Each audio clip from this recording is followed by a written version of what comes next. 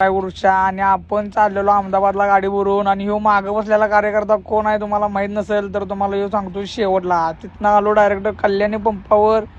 इथं डिझेल टाकी जरा फुल करून घ्यायचं म्हटलं, कारण की आपल्याला निम्म डिझेल आवडत नाही.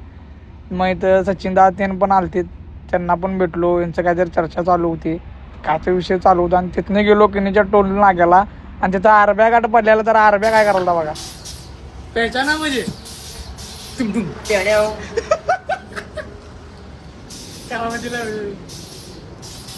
आणि मग अशी मजा करत आम्ही आलो बघा कराडामध्ये. आणि नेहमीप्रमाणे आपल्याला कराडामध्ये ट्रॉफिक लागलं.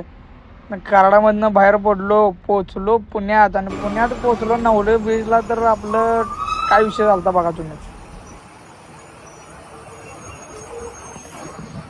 भावानं आपल्या गाडीचा टायर पंक्चर झालता आणि ट्रॉफिक लागलेलं जोरात. आणि इथं साहेबांनी ट्रॉफिक पण रिकामी केले आणि इंडियन मोटर्सला आपण बोलवून घेतलेलं. तर त्यांनी इथं पंक्चर पण काढायला आल्यात. आता यांच्याकडनं पंक्चर काढून घ्यायचं आपण.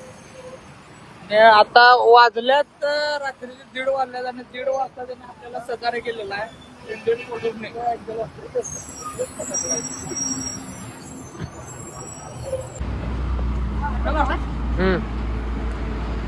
नुसता ड्रायव्हिंग लवर म्हणून चालत नाही.